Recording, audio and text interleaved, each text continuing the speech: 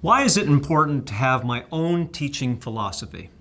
Well, first, and perhaps most important, is that your beliefs about how human beings learn, and therefore how they should be taught, influences many of the decisions that you'll make as a university teacher.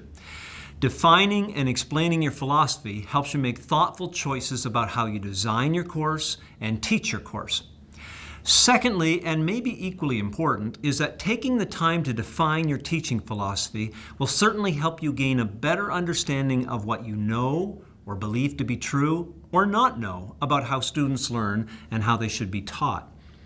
Going through a process of developing and writing out your teaching philosophy can also help you narrow in on areas that might need some fine-tuning and development. And don't be embarrassed if you find that there are several areas that might need attention.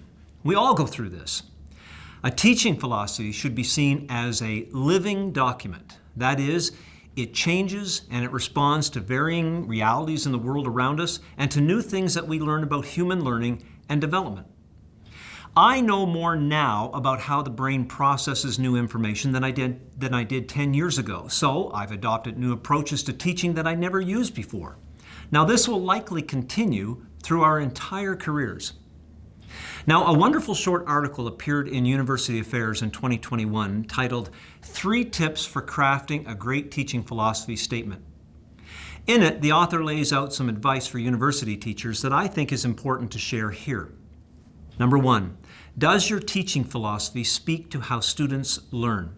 I'll quote the author here, and I quote, "A teaching statement shouldn't simply state how you teach, it should address why you teach the way you do." End of quote. Your teaching statements should clearly explain your understanding about the best way to impart your discipline's content knowledge and methods to your students. Number 2, is your teaching statement focused on your discipline or subject matter? Now, it's easy sometimes to rely on well-used pedagogical jargon like, "Oh, I use scaffolded lessons," or "I use universal design for learning," or "formative assessment in my lessons," when what we should be doing is explaining why and how we might use something like a scaffolded lesson or a backwards design to teach students how to write a good business plan, if that's your thing.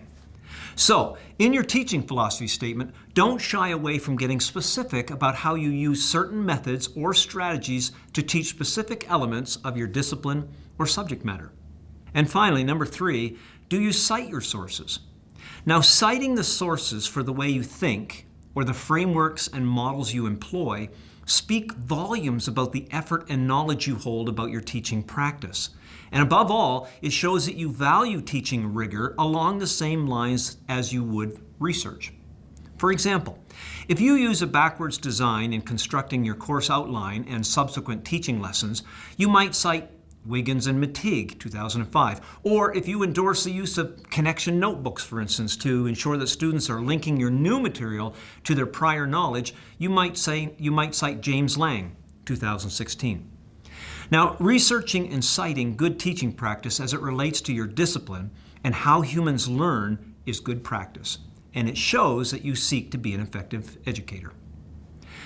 Finally, crafting a teaching philosophy statement takes time, effort, honesty, and some self-appraisal, but it's important and rewarding.